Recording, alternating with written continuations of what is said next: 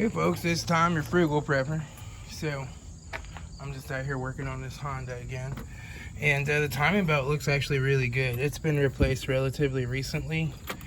You probably can't see on video, but I can tell it's got a new water pump in it too. I can't see the tensioner pulley from here, but I'm assuming it was good or it was replaced. But it's got a nice Dayco timing belt. This has been replaced. It's one thing I don't have to worry about. Yeah, I figured that's what I'd find. It either been replaced fairly recently, or it was going to be in there for 122,000 miles and be dry rotted and cracked and about ready to snap.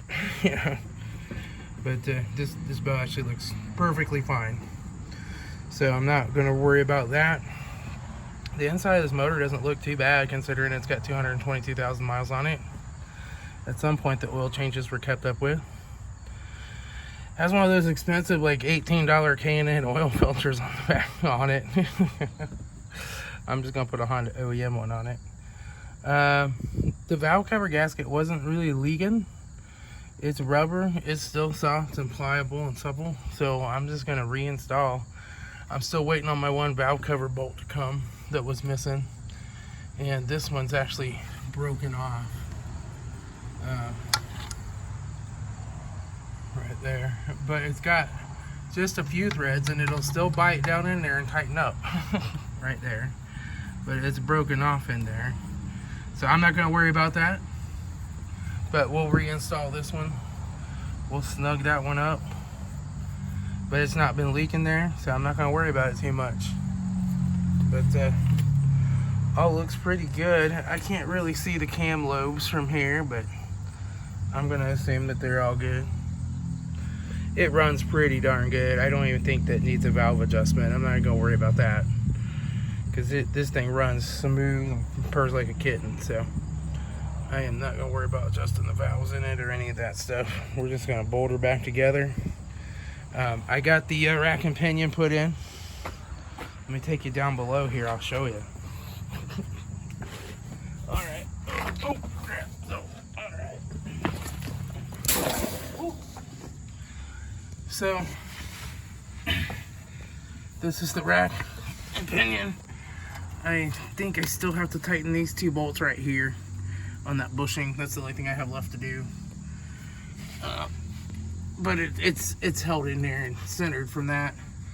There's the exhaust bolts that I had to break off. I had to get some new ones.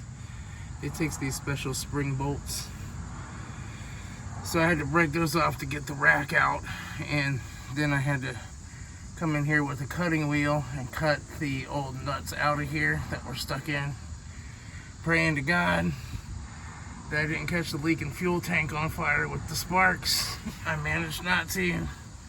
I'm happy. That's a little wet right there, like it's leaking, but that's actually just fluid that's left over from taking the old lines and everything out and hooking everything back up. I turned the wheels back and forth and got in here. Look, there's no drips, there's no leaks. I probably should spray it off with some brake clean, but I don't know if I'm gonna worry about it. And I went ahead and measured from the back of the wheels, tread to tread, and the front of the wheels, tread to tread, and I got them the same. And then I turned it so that it's just 1/4 inch towed in, which helps keep them going straight down the road. You want them towed in just a little bit. And then I went ahead and put the steering wheel on after I got the wheels dead center. So I got the hillbilly alignment done. But to pull this out of here, Eric the car guy has a great video, but you gotta take all these bolts out here, let's see, up here, there's one back here, there's one here, there's one over there, and this little plate comes out. And then you got to take, of course, your tie rods loose on the end and take your outer tie rod ends off. And you got to take it loose from the inside. You got a rubber boot you got to manipulate and screw around with that goes over the end of it. Then you got to get up there and take your lines off. That one line that's rubber with a hose clamp on it, you can actually just, that actually the steel piece that goes into turns like a regular line, so you don't have to take that off. I should have watched the second half of Eric the car guy's video before I went and took this out, and I would have known that. It would have saved me a lot of time, but oh well. And then you just gotta basically take and shove the rack all the way over this way so that the wheels are all the way over that way, and then you can squeeze her down out of here, and squeeze the new one up in there, and place your exhaust bolts if you break those off, and that's about it. Now here is the alternator. You can see the front of this bracket right here has broken off. So what I wanted to do was see if I couldn't get a bolt back here and tighten it up here, but there's not enough room. So I am going to replace this bracket at some point and get the correct alternator. I don't know. See, this alternator has a wider pulley on it. It does say Honda, it's a genuine Honda one, but it's not for this car. So I don't know. I don't think this one was too wide for the bracket because the remnants of it clear. So I think somebody was probably trying to get the old one out and was hammering on it or something. Like the bolt was seized and they managed to snap the bracket. So I'll get to a pick and pull a new bracket for this at some point and get the bolt. And if they don't want too much for it, I'll probably just go ahead and grab the correct alternator for it too.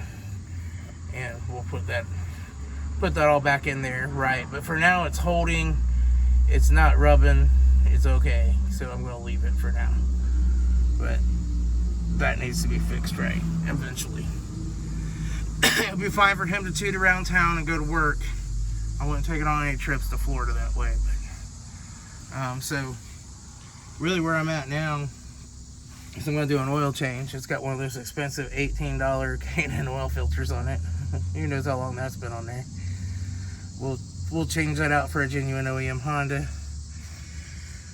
Drop and fill this oil while I got the front end up. And then we'll set the front end down and back the back end up on ramps and do that oil tank. I got my new brakes in here. You can see brand new rotors. All these slide pins were completely rusted and seized up. I had to pull them all out and wire brush them and hammer on them and get them all re-lubed. All the boots were good, they didn't tear. And the calipers were good, they weren't seized or anything. I was able to squeeze them back fine. So,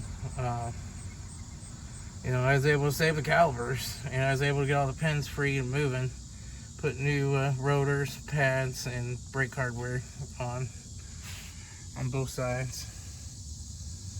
So that was just a whole lot of fun. It was really dirty, old, rusty crap, but I got all the important surfaces cleaned, and the two screws that hold the rotors on these from the factory that people always put back in for some stupid reason, they came out on this side.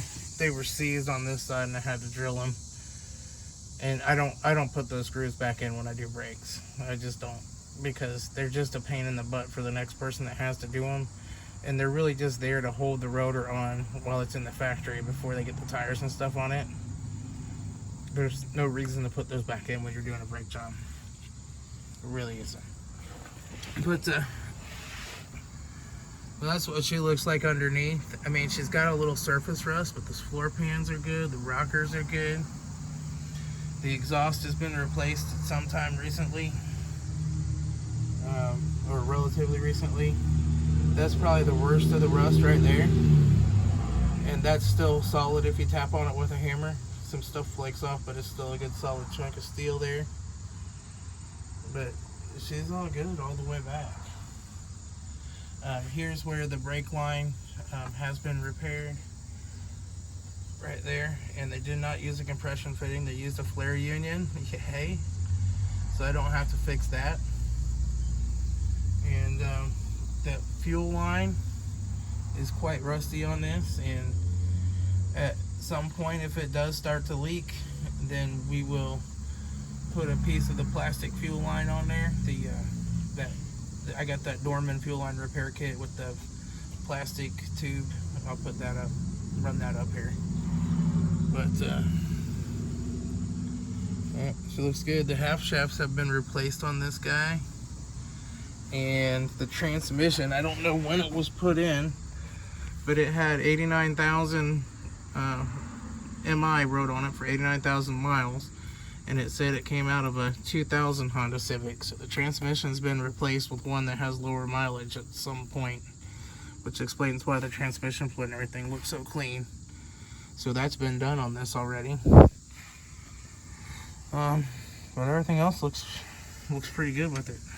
So this baby just needed a little bit of TLC, and she will be ready to run. I think she's had a good mechanic working on her at some point in her life, but then they switched over to the moron that started doing that crap. and pad slapping it, and you know, I think it probably changed ownership at some point, and somebody had the neighborhood crackhead pad slapper working on their car. You know, it got like a Craftsman sockets in it, and he thinks he's a mechanic. He just wants to make enough to buy another hit of crack. But, you know. But, yeah, she's doing pretty good. So I probably will go to the pick and pull, and I'm going to see if I can find that piece that goes on top of the air intake, and see if I can find that alternator bracket for it. And that's really all I'm going to fix. I'm just got to do the gas tank and the rear brakes. I got the new brake drums and shoes. Anyway, I'll talk to y'all later. This is Tom, Frugal Prepper.